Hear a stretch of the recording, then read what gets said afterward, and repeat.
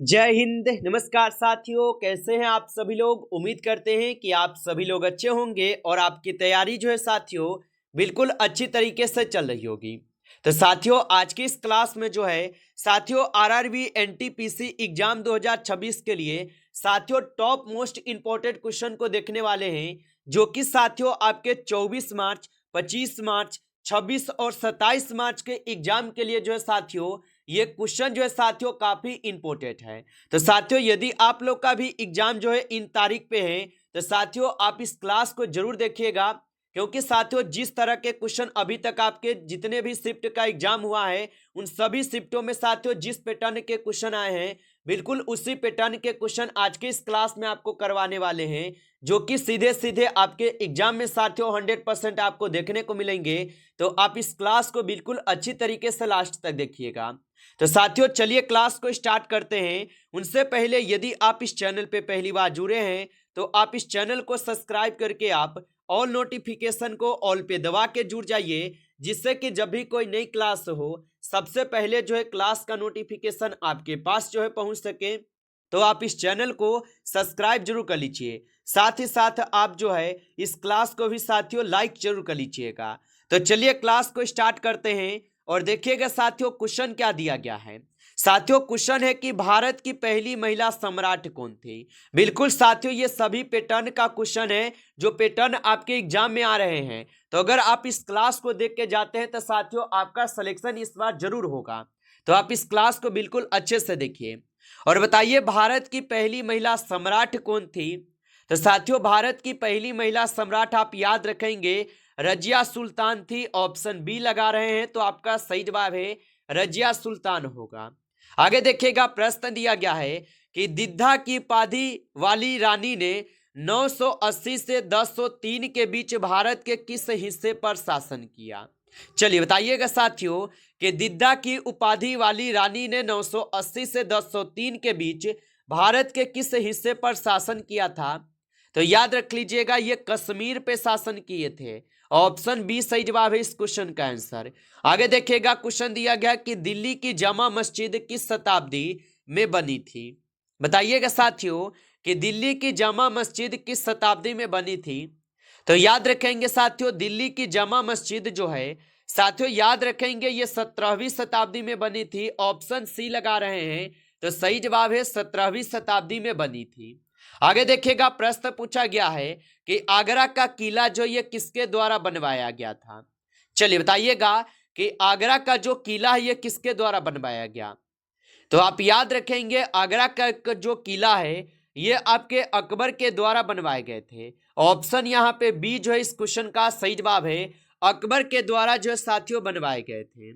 चलिए आगे देखिएगा प्रश्न पूछा गया है कि डैश के नेतृत्व में मंगोलों ने 1219 में उत्तर पूर्वी ईरान के ट्रांस ऑक्सियान पर आक्रमण किया।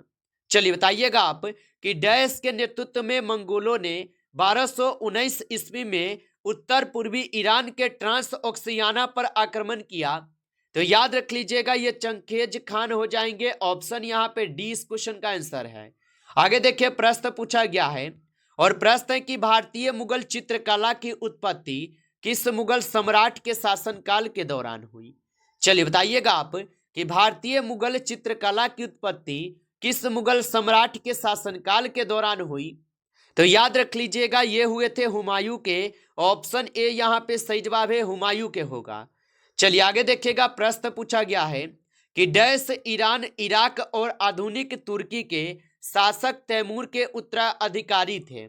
चलिए बताइएगा आप कि डैश ईरान और इराक और आधुनिक तुर्की के शासक तैमूर के उत्तराधिकारी थे। तो आप बताएंगे ये मुगल हो जाएंगे। ऑप्शन सी सही जवाब है मुगल के हो जाएंगे। आगे देखिएगा प्रश्न पूछा गया है कि हुमायूं का मकबरा कहाँ स्थित है। चलिए बताइएगा आप कि हुमायूं के जो मकबरा है ये कहाँ स्थित है। तो हुमायूं के मकबरा जो ये नई दिल्ली में स्थित है। ऑप्शन बी को आप सही जवाब कीजिएगा, नई दिल्ली में स्थित है। आगे देखिएगा प्रश्न दिया गया कि दारा सिकोह अपने भाई डैश के साथ जो है ये संघर्ष में मारा गया था। चलिए बताइएगा कि दारा सिकोह अपने भाई डैश के साथ संघर्ष में मारा गया। तो आप बताएंगे औरंगजेब के साथ मारे गए थे। ऑप्शन बी को यहाँ पे आप सही जवाब करेंगे, औरंगजेब के साथ मारे गए थे। आगे देखिएगा, प्रश्न पूछा है कि अल बिरूनी की अरबी रचना जिसमें उपमहाद्वीप का विवरण दिया गया है और ये डैश कहलाती है। चलिए बताइएगा कि अल बिरूनी की अलबुर्नी रचना जिसमें उपमहाद्वीप का विवरण दिया गया है और ये क्या कहलाती है, तो ये कहलाती है किताब उल हिंद। ऑप्शन ए यहाँ पे इस क्वेश्चन का जो है सही जवाब दिए गए हैं। आगे देखिएगा, प्रश्न दिया गया है कि मंत्रिपरिषद की बैठकों की अध्यक्षता कौन करता है। चलिए बताइएगा कि मंत्रिपरिषद की बैठकों की अध्यक्षता कौन करता है, तो आप याद रखेंगे प्रधानमंत्री करते हैं। ऑप्शन ए सही जवाब है, प्रधानमंत्री। आगे देखिएगा, प्रश्न दिया गया है कि कोई व्यक्ति संसद का सदस्य बने बिना अधिकतम कितनी अवधि के लिए जो है मंत्रिपरिषद का सदस्य रह सकता है। तो कोई व्यक्ति संसद का सदस्य बने बिना अधिकतम कितनी अवधि के लिए जो मंत्रिपरिषद का सदस्य रह सकता है, तो याद रख लीजिएगा ये 6 महीने तक। ऑप्शन यहाँ पे जो है बी सही जवाब है, 6 महीने तक रह सकते हैं। आगे देखिए, प्रश्न पूछा गया है कि मंत्रिपरिषद के सदस्यों को राष्ट्रपति द्वारा बर्खास्त किया जा सकता है। चलिए बताइएगा आप कि मंत्रिपरिषद के सदस्यों को राष्ट्रपति के द्वारा जो है बर्खास्त किया जा सकता है, तो ये बर्खास्त किए जा सकते हैं प्रधानमंत्री की सिफारिश पर। ऑप्शन यहाँ पे जो है 20 क्वेश्चन का आप सही जवाब करेंगे, प्रधानमंत्री की सिफारिश पर बर्खास्त किया जा सकता है। आगे देखिएगा, प्रश्न पूछा गया है और प्रश्न है कि प्रधानमंत्री के त्याग पत्र या मृत्यु की स्थिति में डैश होगा। चलिए बताइएगा कि प्रधानमंत्री के त्याग पत्र या मृत्यु की स्थिति में जो है साथियों मंत्रिपरिषद जो है भंग हो जाता है। ऑप्शन ए को आप सही जवाब कीजिएगा, मंत्रिपरिषद जो है भंग हो जाता है। आगे देखिए, प्रश्न पूछा गया है कि यद्यपि मंत्रिपरिषद सामूहिक रूप से लोकसभा के प्रति उत्तरदायी है, फिर भी अब व्यक्तिगत मंत्रिपरिषद संवैधानिक रूप से उत्तरदायी है। यहाँ पे बताएंगे, तो यदि मंत्रिपरिषद सामूहिक रूप से लोकसभा के प्रति उत्तरदायी है, फिर भी व्यक्तिगत मंत्री संवैधानिक रूप से किसके प्रति उत्तरदायी होगा, तो ये हो जाएंगे राष्ट्रपति के प्रति उत्तरदायी। ऑप्शन ए सही जवाब है। आगे देखिए, प्रश्न पूछा गया है कि प्रधानमंत्री जो है होता है। चलिए बताइएगा आप, और आप अभी तक इस क्लास को साथियों लाइक नहीं किए हैं तो आपसे छोटा सा रिक्वेस्ट है, आप इस क्लास को एक बार लाइक जरूर कर लीजिएगा। नए जुड़े हैं आप इस चैनल पे तो आप इस चैनल को भी सब्सक्राइब करके आप ऑल नोटिफिकेशन को ऑल पे दबा के जुड़ जाइए, जिससे कि जब भी कोई नई क्लास हो सबसे पहले क्लास का नोटिफिकेशन जो है आपके पास पहुंच सके। तो आप इस चैनल को सब्सक्राइब जरूर कर लीजिएगा और बताइएगा कि प्रधानमंत्री होता है, तो प्रधानमंत्री जो होता है साथियों ये सरकार का मुखिया होता है। ऑप्शन यहाँ पे जो है 20 क्वेश्चन का सही जवाब है, सरकार का मुखिया होता है। आगे देखिए, प्रश्न पूछा गया है कि भारत के प्रधानमंत्री का पद जो है डैश होगा। तो साथियों भारत के प्रधानमंत्री का जो पद होता है ये संविधान के द्वारा जो साथियों सृजित किए जाते हैं। ऑप्शन ए होगा सही जवाब, संविधान द्वारा सृजित हो जाएगा। आगे देखिए, प्रश्न पूछा है कि प्रधानमंत्री होता है। चलिए बताइएगा, तो प्रधानमंत्री जो होता है साथियों ये राष्ट्रपति के द्वारा जो साथियों नियुक्त किए जाते हैं ना। ऑप्शन सी सही जवाब है, राष्ट्रपति द्वारा नियुक्त होता है प्रधानमंत्री। आगे देखिए, प्रश्न पूछा है कि सामान्यतः प्रधानमंत्री होता है। चलिए बताइएगा साथियों, ये आपके बिल्कुल इसे पैटर्न से क्वेश्चन आ रहे हैं जो पैटर्न अभी आपको हम करा रहे हैं। और यकीन मानिए यदि आप अपने एग्जाम से पहले इस क्लास को देखकर जा रहे हैं तो साथियों आप समझ लीजिए कि इस बार आपका सिलेक्शन तय है। और बताइए कि सामान्यतः प्रधानमंत्री होता है तो ये सदन में बहुमत दल का नेता और संसद होता है। ऑप्शन बी को आप सही जवाब करेंगे। आगे देखिए, प्रश्न पूछा है कि मंत्रिपरिषद पद धारण करती है। चलिए बताइएगा आप कि मंत्रिपरिषद जो ये पद धारण करती है, तो मंत्रिपरिषद पद धारण करती है राष्ट्रपति के प्रसाद प्रयंत्र के द्वारा ही। ऑप्शन यहाँ पे बी कीजिएगा इस क्वेश्चन का सही जवाब।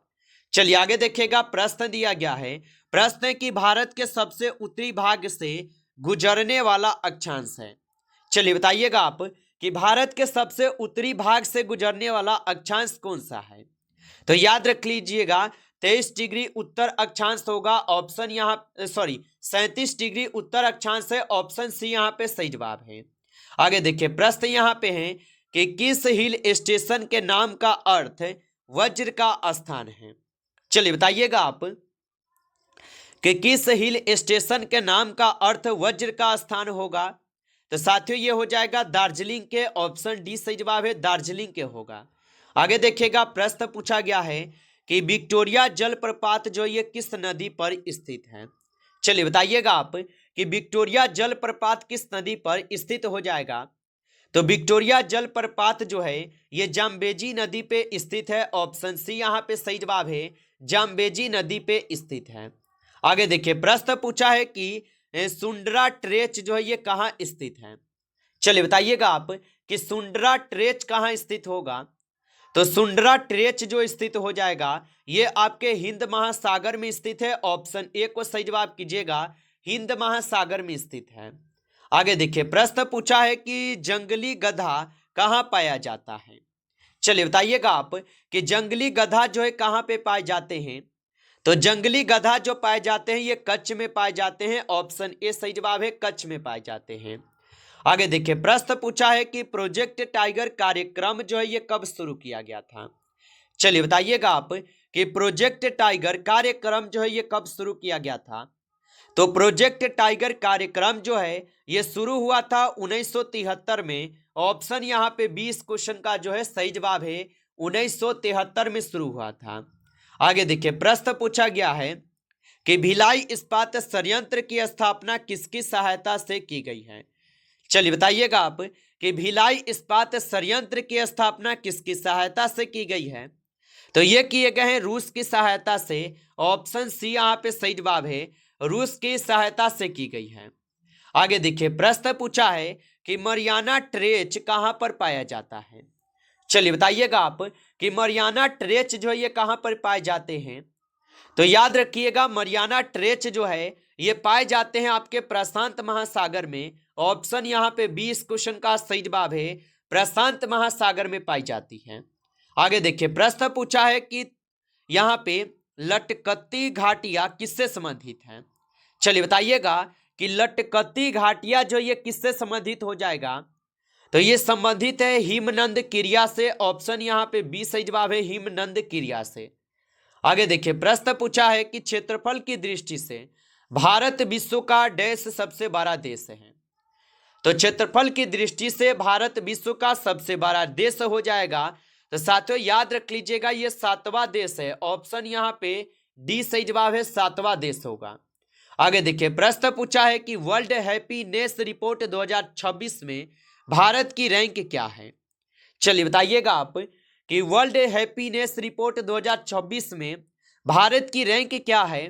तो याद रख लीजिएगा 116वीं रैंक है, ऑप्शन सी सही जवाब है।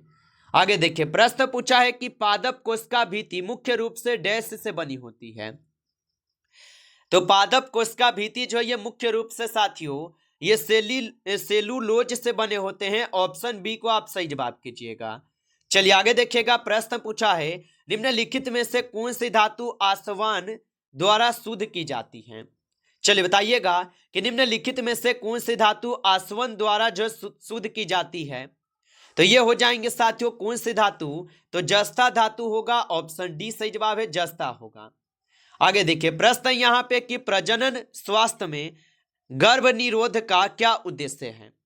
चलिए बताइएगा आप कि प्रजनन स्वास्थ्य में गर्भ निरोध का क्या उद्देश्य है। तो इसका उद्देश्य होता है अनियोजित गर्भधारण को रोकना, ऑप्शन यहाँ पे सी सही जवाब है। आगे देखिएगा प्रश्न पूछा है कि उस तत्व की पहचान कीजिए जो प्राकृतिक में अणु के रूप में जो है विद्यमान नहीं होता। चलिए बताइएगा तो उस तत्व की पहचान कीजिए जो प्राकृतिक में अणु के रूप में विद्यमान नहीं होता है।